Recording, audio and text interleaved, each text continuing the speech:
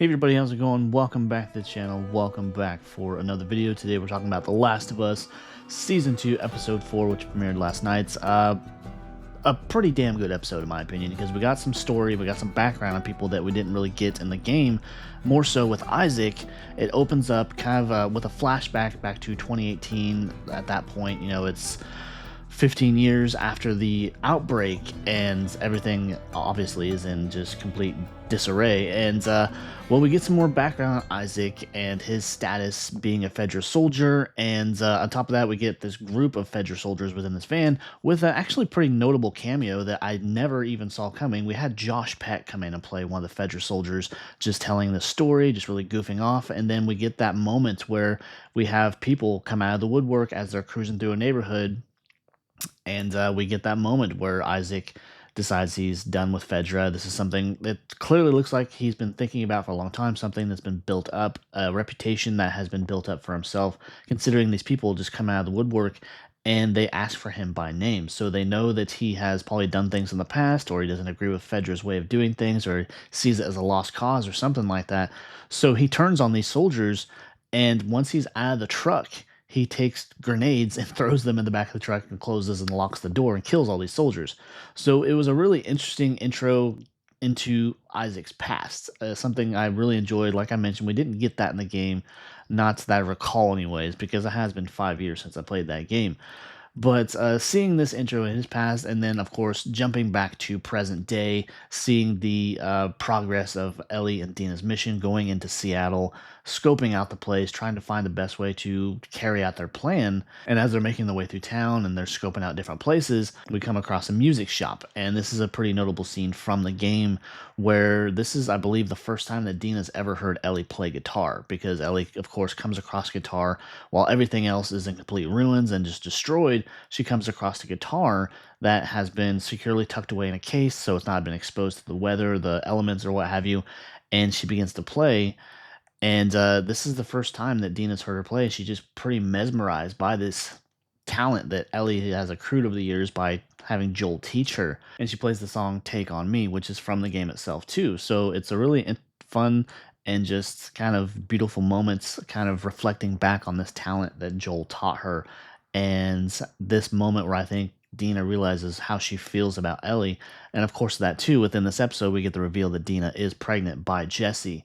So this is kind of a secret that she's holding for a minute. And as things kind of progress, we get to this big moment that was in the game where they make their way into this radio station or TV station, and they come across what was a skirmish or what have you between the Seraphites and the WLF, where we have WLF members disemboweled and hanging from the ceiling. So a really kind of a gruesome moment. And this is the second time that we see Dina just throw up out of nowhere, and it's because she is pregnant and she can't stand the sight of these things much like she used to or anything like that. So she, takes a minute and composes herself, and they get interrupted by soldiers coming in and seeing the condition of the place.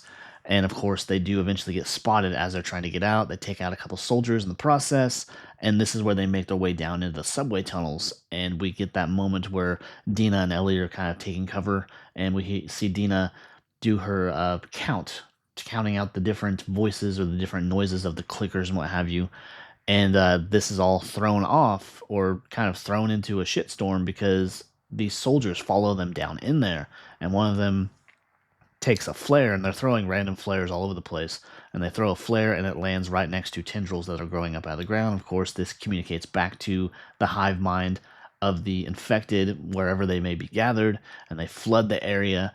Dina and Ellie, of course, get out, but in this moment, when they are making their way through a gate for the subway, that Dina gets stuck, and then Ellie has to force her hand through the other side as an infected is coming at her, and take that bite that would have gotten Dina, and therefore revealing that this is where Dina finds out that Ellie is immune, and she has that moment where she's holding her at gunpoint.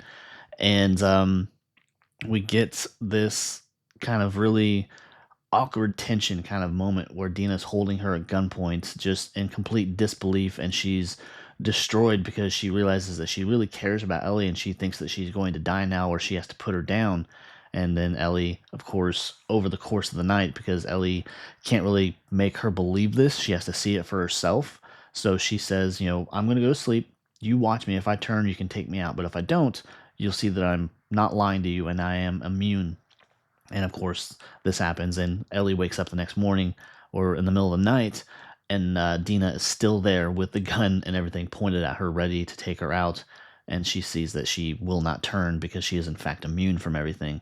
So, just a couple of. So, just it was a pretty basic episode, but still, it was really fun nonetheless. And we got some action in there. We got some backstory of Isaac, and then we got that little scene where he's interrogating one of the Seraphites that he's got prisoner. He, of course, ultimately takes him out, but we just see the links and the history that these groups have in between each other. That at one point they had a truce, and then someone broke that truce, and it just kind of went back and forth until eventually they're just at war back and forth constantly, and they're always planning to take each other out, and there's absolutely zero trust between the two groups. So it just got this internal war going on in a world that's already decimated by a pandemic. And so we don't really get much more than that. We get that interrogation scene, we get the flashback, and then we get the wolves chasing Ellie and Dina through the subway tunnels. But nonetheless, it was a great episode. You got a lot of reveal, a lot of Ellie and Dina coming together, because they do, of course, sleep together that night after they come to the terms that they really care for each other. Dina is accepting the fact that she is, in fact, bi. She likes boys and girls, and she kind of gives this little backstory about how her mom forced her to like boys when she told her that she liked boys and girls. So really just a revelation, I guess, for Dina, and coming to terms with things, and that she really cares about Ellie, and they have this really special relationship. And so it was really great to see that come to pass and everything, much like it did in the video game, where they didn't really change too much. It was pretty frame for frame in some senses, and now they are holed up in the theater, and this is where a lot of shit's going to take place, and where things are going to get very bad for them. Other people are going to join them that we haven't seen yet, or that aren't a part of the mission, that will surprise them and kind of show up. And this is kind of the last stand as far as a couple of different things. But of course, we're going into the next episode, and I will do a breakdown of that. But this is where Ellie, because they took that radio off that soldier, that they are now going to pursue the WLF, and they're going to go into the hospital that they're all holed up in. This is one of their base camps. And Dina, of course, wants to go, but now Ellie, knowing that she's pregnant and she is not willing to take that risk, that we know that Dina is going to stay behind, and Ellie's going to pursue Nora. This is one of the names they heard. This is one of the people that was there for the death of Joel and everything. So there's a lot of things coming up in this next episode. So it feels like this whole first season, or at least maybe up until maybe the last one, or maybe the sixth one, that this is really from Ellie's point of view. And next season will be from Abby's point of view, much like the game did, where you switch back and forth between those two characters, playing Abby and Ellie, seeing everything from their point of view, seeing how they are, I guess, recovering or what have you from the events of Joel's death. And so it should be really fun to see if that's how it plays out. But all in all, it was a great episode. I really enjoyed it. I mean, it's not, nonstop action like you would like, but we are seeing a lot more infected. And in the next episode too, which I'm really excited about, is that we're going to see spores. We're going to see them introduced because we have that preview. And again, I will break that down.